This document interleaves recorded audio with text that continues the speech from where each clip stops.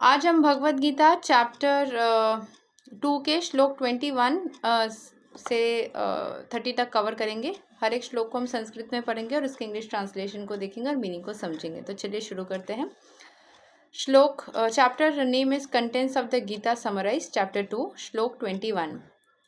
वेदा विनाशिनां नित्यां याइनाम् अजाम् अव्ययां कथां स पुरुषा पार्थाकां घतयति हन्ति काम्। O Partha, how can a person who knows that the soul is indestructible, eternal, unborn and immutable kill anyone or cause anyone to kill? Partha हमारे अर्जुन को बोला जा रहा है, हाउ कैन अ पर्सन मतलब कैसे एक इंसान who knows that the soul is indestructible, जिसको पता है कि सोल कभी भी डिस्ट्रॉय नहीं हो सकता, इटर्नल है, हमेशा वो रहता है, वो अनबॉर्न मतलब कभी जन्म नहीं लिया है, इम्यूटेबल मतलब जिसके अंदर कोई बदलाव नहीं आ सकता, किल एनीवन मतलब हम अपने लाइफ के जर्नीज के वजह से बहुत सारे इधर उधर के चेंजेस तो आते रहते हैं, बट जो मेन फॉर्म है ना, वो रूट जो सोल है वो एग्जैक्ट सेम रहती है। जो जब बना था, जब भगवान ने सब सोल्स के एनर्जीज को क्रिएट किया होगा, या जब सोल्स एक साथ में फ्लो करी थी, क्योंकि सोल्स के क्रिएट की कोई energy can neither be, energy का हम डेफिनेशन पढ़ते तो energy can neither be created nor be destroyed. जो सारे हमारे साइंस के स्टूडेंट्स हैं उनको पता होगा, एनर्जी को कभी भी क्रिएट नहीं किया जा सकता, नया एनर्जी बनाया नहीं जा सकता, उनको डिस्ट्रॉय भी नहीं किया जा सकता, वो हमेशा ही है। कहाँ से है, किस तरीके से है, कब से स्टार्ट हो गया, उसकी कोई नॉलेज हमारे पास है नहीं। ठीक है, वो शुरू से है, वो शुरू कब हुआ था उसका नॉलेज हमारे पास है नहीं। ठीक है, कुछ चीज़ें हमें पता ही नहीं चली है अभी तक। तो इम्यूटेबल मतलब वो अभी तक का जितना नॉलेज गेन किया गया है उस हिसाब से कभी भी जो सोर्स है वो बदलती नहीं है। सोर्स हाँ, ऑब्वियसली हमारे जर्नी के वजह से जब हम शरीर के अंदर आते हैं, काया को पकड़ते हैं, तो हमारी कर्मास के हिसाब से वो फिर अलग अलग वेज में हम बिहेव करते हैं, बट जनरली सोर्स जैसा शुरू में था वैसा ही रहता है। उसके ऊपर का जो आवरण है, सोर्स के ऊपर का जो, जैसे मान लो कि मैं जब आ रही हूँ वीडियो पे आ रही हूँ, तो उस टाइम पे मैं किसी तरीके से श्रृंगार कर रही हूँ, कोई इयररिंग्स लगा रही हूँ, कोई, बट ये सारे रिमूवेबल है ना। वैसे ही हमारे जो एक्सपीरियंसेस है वो एक्स्ट्रा ऐड ऑन होते जा रहे हैं, उसके वजह से क्या मैं चेंज हो जा रही हूँ पूरी तरीके से। It's not a plastic surgery of the soul, it's just like decorative items जैसा। डिफरेंट एक्सपीरियंसेस के वजह से वो सारी एनर्जीज ऐड ऑन होती जा रही है, एंड समय के साथ साथ वो सारी चीज़ें बदलती भी जाती है। ठीक है, मतलब इट्स लाइक समय के साथ साथ चीज़ें जो बदल रही है वो टेम्परेरी चेंजेस हो रही है, बट मेन जो सोल है वो एग्जैक्ट यूनिक जैसा था वैसा ही है। ठीक है, मेन सोल के अंदर कोई बदलाव नहीं हो रही है। वो सारे ऊपर का जो एक्सपीरियंसेस के वजह से सोल जो थोड़ा बिहेवियरल चेंजेस कर रहा है, या हमारे अंदर जो भी चेंजेस आ रही है, that is not a permanent change, that is because of the experiences, but the original souls कि ओरिजिनल फॉर्म कभी बदलती नहीं है। So it's immutable, it kill anyone और कॉज एनीवन टू किल। तो वो ना ही उसको मारा जा सकता है, ना ही वो किसी को मार सकता है, क्योंकि सारे सोर्स, सारे एनर्जीज हमेशा से ही थे, हैं और रहेंगे। इस कंसेप्ट, ये बहुत ही थोड़ी डीप है ये कंसेप्ट, हो सकता है समझ पाना थोड़ा सा डिफ़िकल्ट लगे, या मैं समझा पा रही हूँ कि नहीं आप लोगों को पता नहीं। बट द थिंग इज़ कि ये समझ लेना कि सोल जो है वो है, उसको हम ना ही मार सकते हैं, ना ही नए सोल्स क्रिएट कर सकते हैं।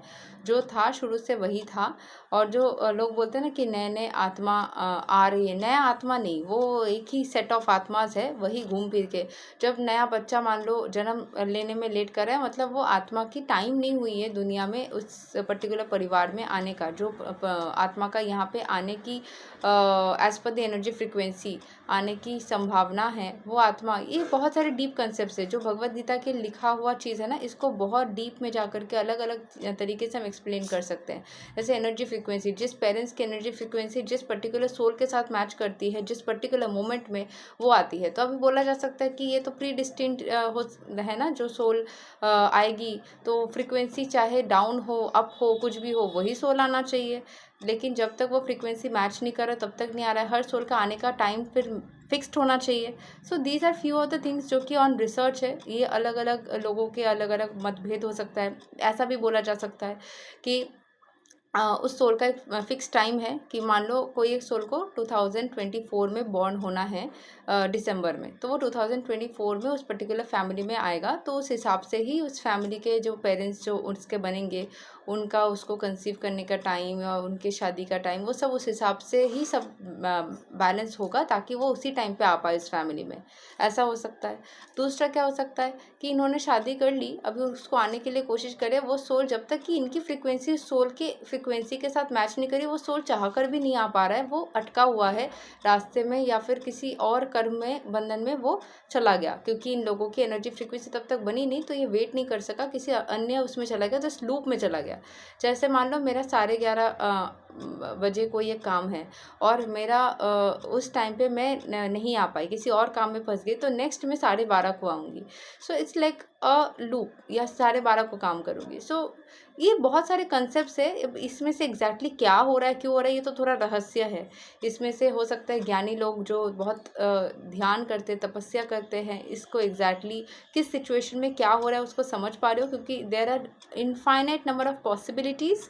अगर हम प्रोबेबिलिटी या उस तरीके से देखें, infinite number of possibilities and infinite number of situations, उस हिसाब से चीज़ें बदल सकती है, चीज़ें हो सकती है। बट इतना समझ में आया है, जितना रिसर्च करके कुछ करके, कि एनर्जी के सोल जो है वो एनर्जी है, और एनर्जी को क्रिएट नहीं किया जा सकता, एनर्जी को डिस्ट्रॉय भी नहीं किया जा सकता।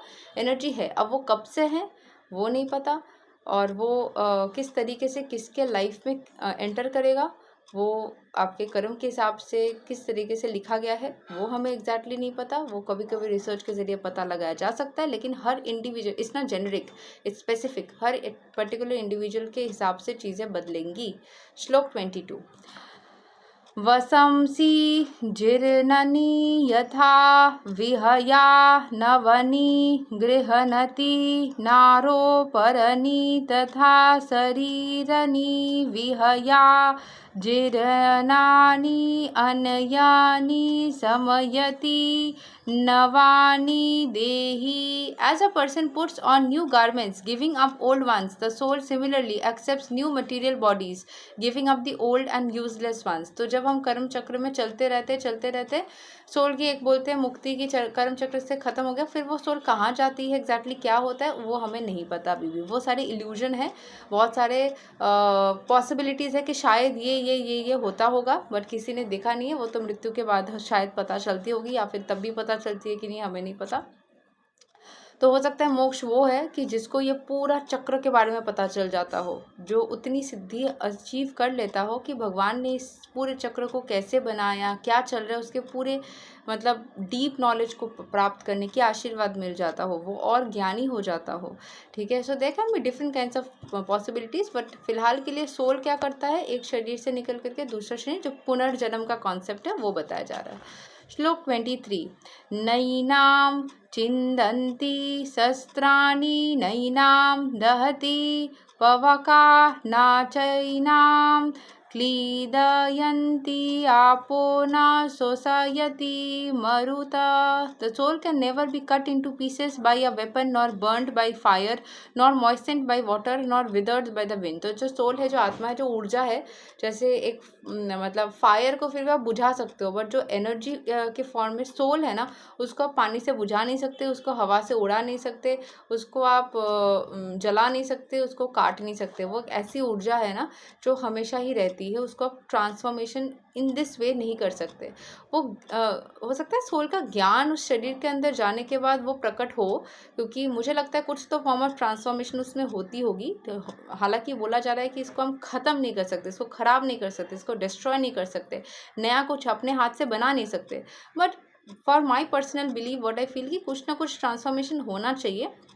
हालांकि यहाँ पे बोला जा रहा है ओरिजिनलिटी रह जाती है। तो ये थोड़ी सी मैंने कल भी बोला था, ये थोड़ी सी मेरे लिए भी डाउटफुल है कि जब हम एक जर्नी ऑफ लाइफ में जाते हैं, कितने एक्सपीरियंसेस करते हैं। कुछ लोगों की एक्सपीरियंसेस अलग होती है, उनकी बिहेवियर अलग होती है, तो सोल के अंदर ट्रांसफॉर्मेशन तो हो ही रही है एक्सपीरियंस वाइज, बट फिजिकली उसकी एग्जिस्टेंस में कोई ट्रांसफॉर्मेशन नहीं होती। एक्सपीरियंस वाइज जो अंदर का है वो चेंजेस हो सकती है, फिजिकल कोई चेंजेस नहीं हो रही है सोल की, एग्जिस्टेंस वाइज कोई चेंजेस नहीं हो रही है, वो हमेशा एग्जिस्ट कर रही है, और एक्सपीरियंस वाइज उसके अंदर चेंजेस आ सकती है। ठीक है। श्लोक 24। अच्छेद्योऽयम् अदाह्योऽयम् अक्लेद्यो सोऽस्या इव च नित्यः सर्वागतास्थाणुरचलोऽयं सनातनः। This individual soul is unbreakable and insoluble and can be neither burnt nor dried. He is everlasting, present everywhere, unchangeable, immovable and eternally the same. मतलब इसकी फिजिकल एग्जिस्टेंस के बारे में बोला जा रहा है कि वो हमेशा से ही था, है, रहेगा, उसको कभी बर्न नहीं कर सकते, ड्राई नहीं कर सकते, इधर उधर उसकी फॉर्मेशन को चेंज नहीं कर सकते, वो हमेशा ही रहेगा। एक्सपीरियंस वाइज कुछ भी हो, फिजिकली चेंज नहीं होगा। श्लोक 25। अव्यक्तोऽयम् अचिन्त्योऽयम् अविकर्योऽयम् उच्यते तस्माद् एवं विदित्वैनां ननु शोचितुम् अर्हसि। It is said that the soul is invisible, inconceivable and immutable. Knowing this you should not grieve for the body. तो जैसे सोल को हम देख नहीं सकते, उसको हम पकड़ नहीं सकते, उसमें हम कोई चेंजेस रिएक्शन नहीं कर सकते, तो अर्जुन को बोला जा रहा है ये सब जान करके तुमको बॉडी के बारे में इतना परेशान नहीं होना है, क्योंकि सोल ही है मेन चीज़, जिसके अलावा बॉडी का कोई वैल्यू ही नहीं है, तो वो रहेगा। बॉडी के ज़रिए सोल एक्सपीरियंसेस करता है, बॉडी के ज़रिए सोल फील करता है, सोल कुछ काम एक्शंस कर सकता है, बट बिना सोल के बॉडी भी काम नहीं करेगी। ठीक है। So body is the helping hand for the soul to do different activities of life and to experience different things. Shloka 26। अथा चैनां नित्या जतां नित्यां वा मन्यसे मृतां तथापि त्वां महाबाहो नैनां शोचितुम् अर्हसि। If however you think that the soul or the symptoms of life will always be born and die forever, you still have no reason to lament or mighty armed। बोला जा रहा है लेकिन तुम अगर ऐसे सोचते हो कि जो सोल है वो जन्म लेता है मर जाता है, जन्म लेता है मर जाता है, तब भी तुमको दर्द लेने का कोई ज़रूरत नहीं है। कि तुमको अगर दूसरा भी सोचना है, अगर ऐसे घुमा कर भी सोचना है कि सोल जो कि यहाँ पे डिफरेंट सिम्टम्स ऑफ लाइफ है, कि आज मैं इस पर्टिकुलर बॉडी में हूँ और फिर पर्सन ए मान लो बॉडी ए में है और फिर वो ख़त्म हो गया, मर गया, तो ऐसे ख़त्म हो गया, मतलब इस तरीके से जो फॉर्मेशन है ना, तो उसमें चिंता करने की कोई ज़रूरत नहीं है उसमें, क्योंकि उस तरीके से भी तो मतलब इट्स अबाउट टू एंड तो होना ही है, तो उस तरीके से तुमको चिंता करने की ज़रूरत नहीं, बिकॉज ये साइकिल तो होता ही है। सो ये होना ही है, चाहे तुम्हारे ज़रिए हो या किसी और ज़रिए हो, तो ये होना ही है, तो तुमको उसको लेकर भी चिंता नहीं करनी, अगर तुम्हारा दिमाग वैसे काम करता है तो। श्लोक 27। जातस्य हि ध्रुवो मृत्युर्ध्रुवां जन्मा तस्य च तस्माद् अपरिहर्येऽर्थे न त्वां शोचितुम् अर्हसि। One who has taken his birth is sure to die, and after death one is sure to take birth again. Therefore, in the unavoidable discharge of your duty, you should not lament. जिसने जन्म लिया है उसको मरना तो है, और मरने का वापस जन्म लेना है, ये साइकिल चलता रहता है, तो ये तो अनअवॉइडेबल डिस्चार्ज, मतलब इसको लेकर तुमको वापस से सोचने की ज़रूरत नहीं है। श्लोक 28। अव्यक्तदिनी भूतानि वक्ता मध्यनि भरता अव्यक्ता निधनानि वा तत्रा का परिदेवना। All created beings are unmanifest in their beginning, manifest in their interim state and unmanifest again when annihilated. So what needs there for lamentation? तो सारे जो लिविंग बींग्स है वो बिगिनिंग में उनकी कोई मैनिफेस्ट मतलब उनकी कोई फॉर्मेशन या एग्जिस्टेंस नहीं होती है।